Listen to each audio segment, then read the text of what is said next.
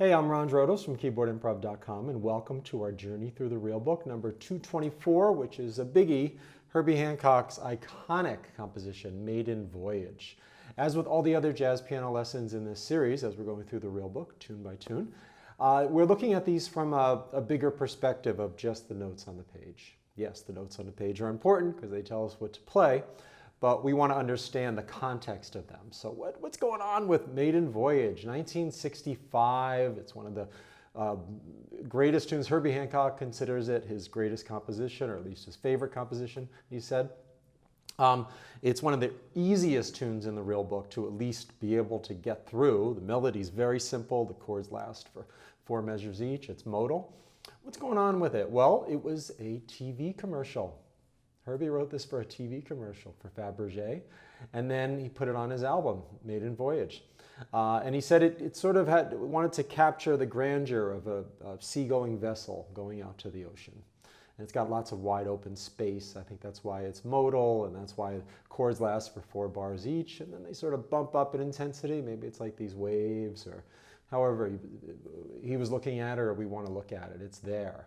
Definitely has an ocean kind of feel with this bum, bum, bum, bum. It's sort of like the waves crashing, or just the waves moving. At least that's how I feel it. So, a couple of things about this tune. First of all, it is with straight eighth notes. Why straight eighth notes in 1965? Why not swing? Why not bum, bum? That would have sounded great too. You could play this swing. Work really well, but why straight eighth notes? Well, 1965 was not too long after the heyday of the hard bop era of the 1950s. Kind of Blue by Miles Davis was 1959, so this is only 6 years after what is now one of the two or three top-selling jazz albums of all time, maybe the top.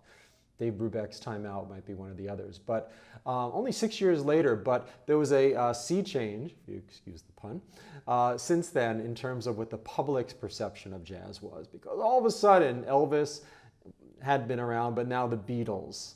Since Kind of Blue and Maiden Voyage in 1965, the Beatles had come, and the British invasion to America, and all of a sudden straight eighth notes, rock and roll was it.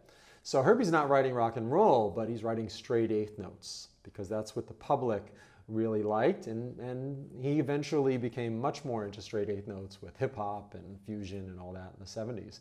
But even in 65, he was leaning towards that kind of feel.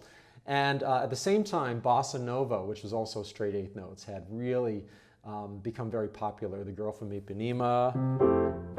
There's not too much of a difference between this and, say, Maiden Voyage. It's the same kind of straight eighth note drum feel. So bossa nova from Brazil, rock and roll, R&B was going there, soul jazz was a thing at the time, all straight with straight eighth notes. So played with straight eighth notes, and that's sort of a few of the reasons why. It's modal, which means you don't really improvise in bebop fashion. There's no 2/5s. You're not going to use your 2/5 licks. But what do we do instead? Well, we look at the chords. Now it says A minor 7 over D. You might say, okay, A minor 7th is a minor 7th, so I'll use the Dorian mode, the A Dorian mode with a D in the bass. And you could do that. You could do that for all these chords. C minor 7 over F becomes the C Dorian mode over F in the bass. You could do that. However, if you play an A minor 7th in your right hand and a D in the bass in the left, another name for that is D7, actually D9 sus4. If we take that G and put it down an octave, we have D, G, A, C, E. And that's a dominant 7th chord with a suspended 4th, G instead of F sharp. And we have the 9th up there. So even though these are written as slash chords with a minor 7th over a different bass note, they're really sus4 chords. They're some sort of sus9, sus4 or something. So we could look at this as D9 sus4, which gives it a dominant function, which is really what it is. And we play the Mixolydian mode. And the most musical way to find the Mixolydian mode on a tune like this is we play the major scale of the root with a flatted 7th. So D9 sus, or A minor 7 over D, will be a D major scale, do, re, mi, fa, sol, la. Instead of the 7th note being C sharp, it's going to be C natural. That's a Mixolydian mode, D Mixolydian.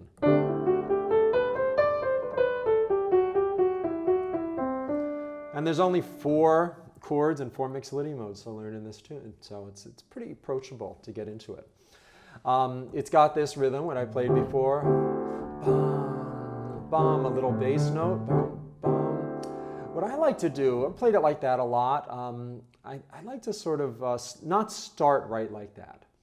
For me, if I start exactly the way Herbie played it, with that rhythm, I tend to compare myself to Herbie and say, oh no, this isn't what Herbie played, or this isn't good enough, or whatever. So I like to find what I can do, and I suggest you do this too. Find what your vibe or your take on the tune is, and start there, and then bring in this rhythm. Of course, practice this rhythm, right? You can play it like Herbie too other times, but when you're sitting down like at a concert or something and playing, see if you can find your way of doing it. And for me, it's getting back to this image of the ocean, of a seagoing vessel, I think Herbie said, going out into the ocean on its maiden voyage, its first voyage, exploration, possibility, what's going to happen.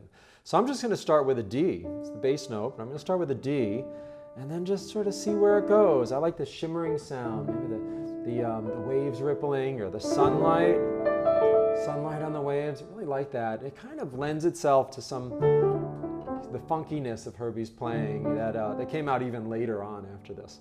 And then we can maybe hint at that. Bum, bum, bum. It doesn't always have to be a rhythmic chord. It could be bum, bum, bum, bum.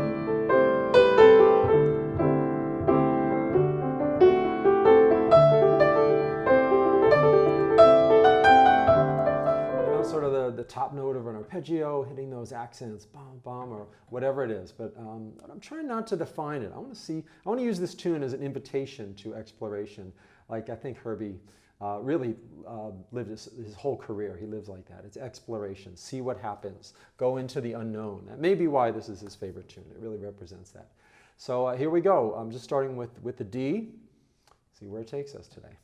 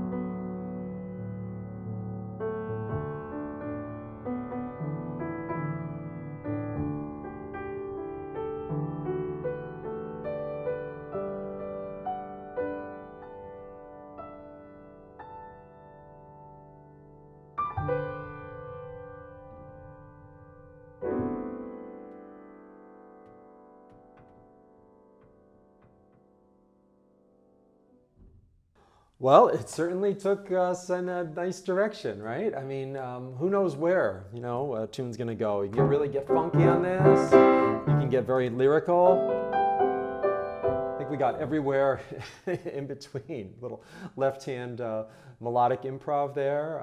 I was definitely feeling orchestral, like the Debussy, Ravel, where you have these harps or flutes shimmering over like an English horn playing underneath it, or a French horn or something. It's all in this music implied if we have this cultural musical context we're talking about. So I hope this helps you get started with the tune or take it in different directions if you've already been playing it.